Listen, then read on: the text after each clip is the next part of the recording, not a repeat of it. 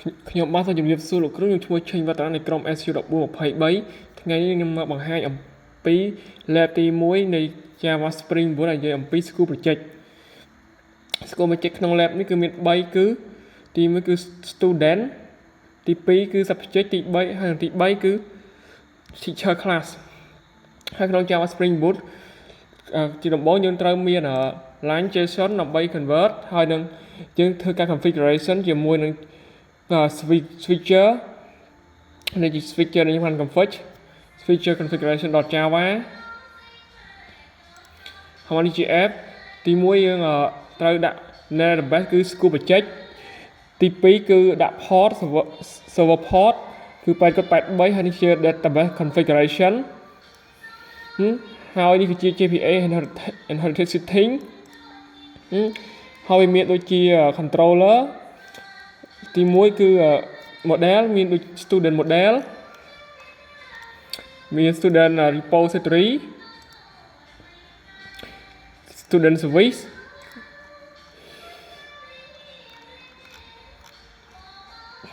ហើយនឹងចុងក្រោយគឺជា student controller នេះជា class ទី1ហើយទី2គឺយើងបានបង្កើតនៅមានដូចជា student subject controller បន្ទាប់ពី student នេះជា code subject controller លើហើយមានជា model នេះគឺជា subject model.java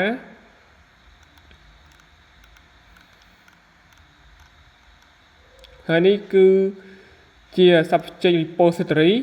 ដែលបានសរសេរមានដូចជាការ find subject search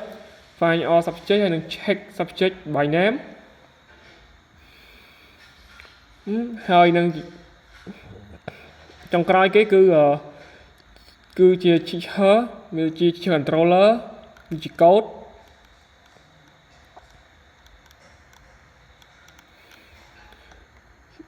teacher model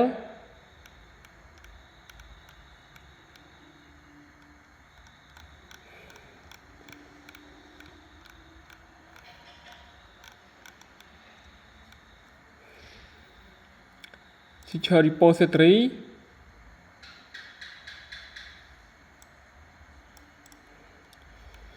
ក្នុងចុងក្រោយគឺជា teacher service នេះគឺជា code នៃ teacher service ហើយឥឡូវយើងបាន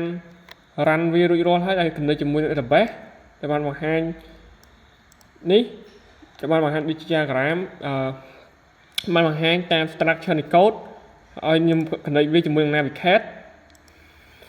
ហើយបន្តហើយខ្ញុំបាន run វារួចជាស្រេចហើយនេះខ្ញុំបាន connect វាជាមួយ switcher ទី1គឺ API ទី1គឺជា teacher controller ហើយនេះមានទី1គឺ get teacher by ID សម្រាប់ការ search ហើយនេះគឺជាការ update ហើយនេះជាការ delete teacher by តាមរយៈ ID គឺជានេះហើយ API teacher នេះគឺជាការ get all structure get all teacher ដែលមាននៅក្នុងទិន្នន័យក្នុង database ហើយនេះគឺជា post សម្រាប់ការបញ្ចូលហើយនេះគឺជា get search ដែលជាមួយនឹងដែលភ្ជាប់ជាមួយនឹង parameter ហើយនេះជា search ដូចគ្នាដែល search តាមរយៈ ID ភ្ជាប់ជាមួយ parameter ដូចគ្នាឡើងចូលតេស្តហើយដាក់ teacher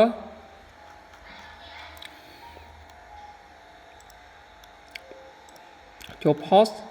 try it out ហើយលុបនេះចេញ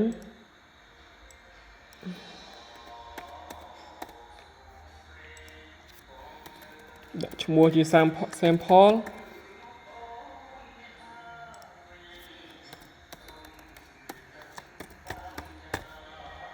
gender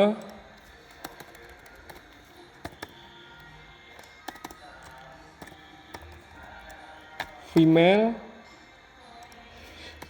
ឆ្នាំ2000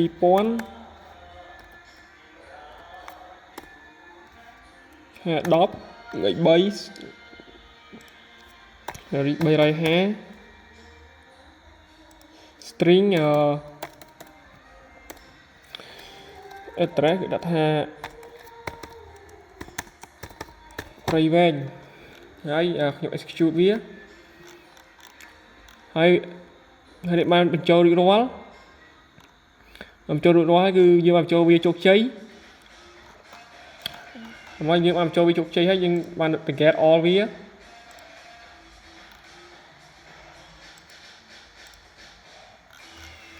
ហើយនេះគឺជា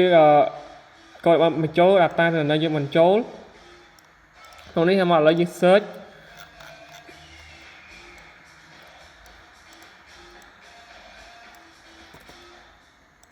ចូលក្នុងនេះ search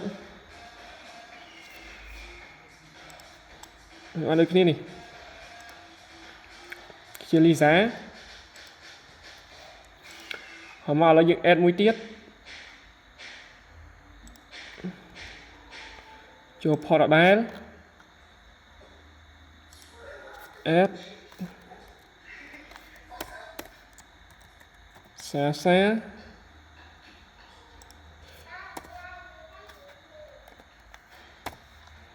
4 ប្រហែល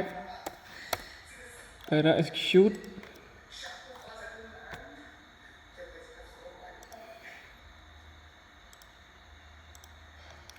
វា search នេះហើយឥឡូវចង់ update វា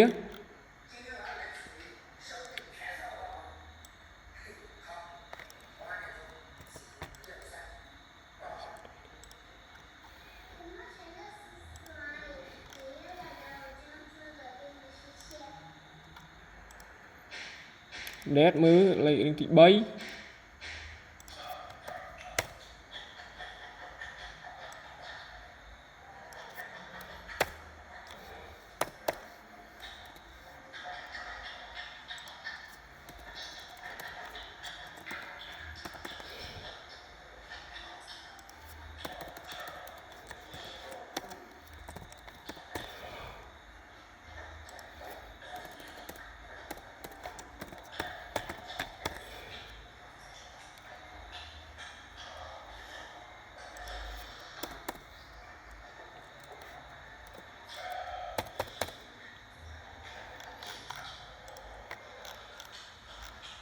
រួចរាល់ឥឡូវវាបានផ្ដោះប្ដូរហើយនេះជាការ update នេះការ search យើង search វាsearch លេខ 1 យើងមានយើងបង្ហាញព័ត៌មាន search លេខ 3 វាប្រហែលដូចគ្នាបន្ទាប់មកយើងចុចតាម delete យើង get វាសិននេះយើង search បាយណែក្នុង parameterមានន័យថាគឺជាការ search ដែលមាន limit នៅក្នុង page ពី0ជាឧទាហរណ៍ជា name string name មានន័យថាការ search រវាង first name ហើយ last name page 0មានន័យថាគឺជា first page ហើយនឹង site 10មានន័យថាគឺវាចំនួនមិនថាគ្រូក៏មិនថាមុខវិជ្ជាគឺ10ក្នុងមួយ page គឺ 10 subject or student or teacher per page ឥឡូវថា white band execute វាចេញនេះជា content ដែលវាបង្ហាញ band នៅក្នុងនេះក៏មានដែរ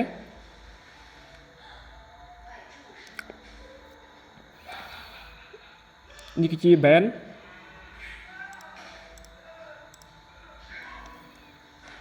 ឥឡូវរួចរាល់ហើយ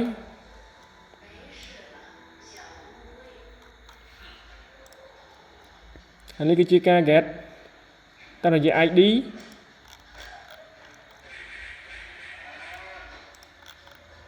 វាលេខ 1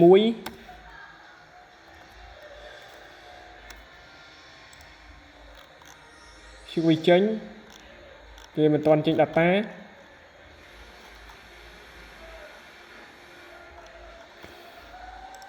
ហើយនេះគេកាត់ delete វា ID ខ្ញុំលុបចោលលេខ 3 execute ហើយ នេះគឺជាការលុបបានសម្រាប់ឥឡូវចូលមកក្នុង data របស់យើងធំខ្ញុំចូលលុបលេខ3សារនេះឈិនសារមកឲ្យភាសាទៀត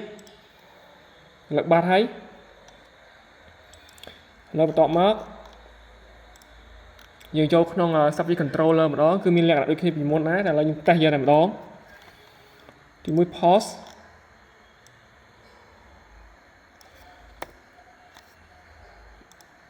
try it out វាសិន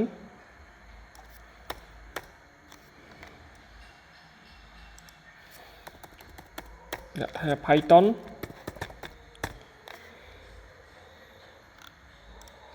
add ចូលអាច delete 5ហើយខ្ញុំ get វាភាសាទៀត API subject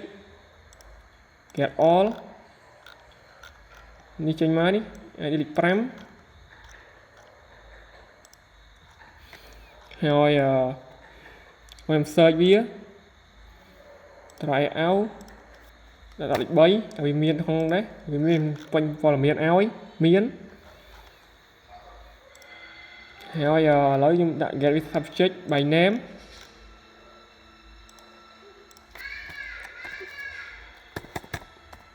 Python នេះក៏វាចេញដូចគ្នាវាចេញជា content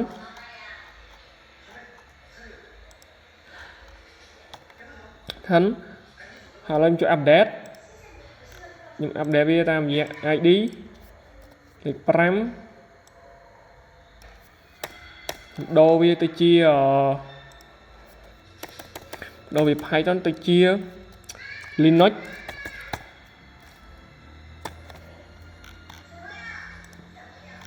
ឥឡូវដូរបានជោគជ័យហើយឥឡូវខ្ញុំចុចវាចូលជាមួយក្នុងនេះខ្ញុំ search វាតាមរយៈ subject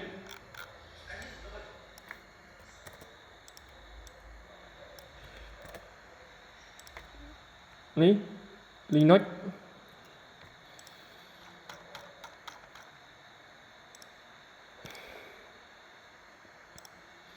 នេះការ search ឥឡូវខ្ញុំ delete វាចេញចុចលេខ5 execute ចេញហើយបាទហើយលុបចេញរួចហើយឥឡូវយើងបញ្ចប់នៅ API ជា subject ឥឡូវយើងចូលដល់ API នេះគឺជា student controller អញ្ចឹងដូចអ្នកគ្នាទេខ្ញុំចូល pause try it out ហើយយើងនេះជា comment ខ្ញុំផាសចូលតែម្ដង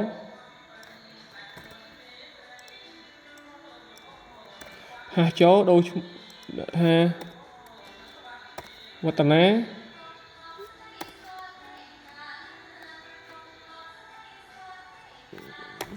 ឈិញវាដូចជាដាក់ជាថ្ងៃ5ចុះគឺព្រៃវែង execute នេះเราចូលឲ្យអាចលេខ3ហើយឥឡូវខ្ញុំ get all វា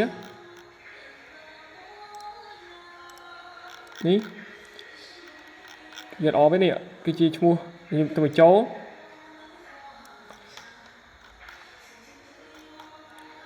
លហើយឥឡូវខ្ញុំ update វា copy ហើយ update វា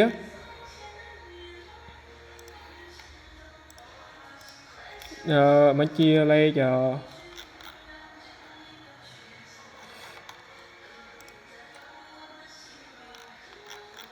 មើលតិចសិន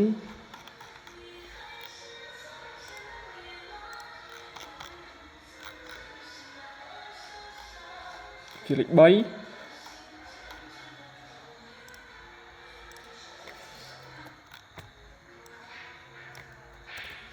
ដាក់ដូរឲ្យចេញមួយជាតាកែវបានជោគជ័យដូចគ្នាមកឥឡូវយើងចុះក្នុងនេះសិន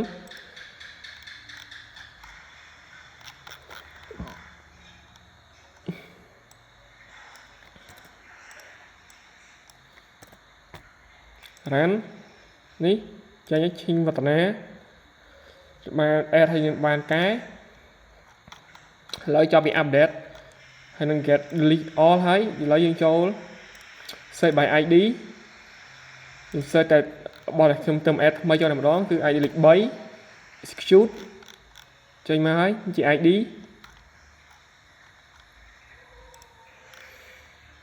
មក search by name គឺ search តកូលក៏បានឈ្មោះដល់មកឥឡូវគឺ search តកូល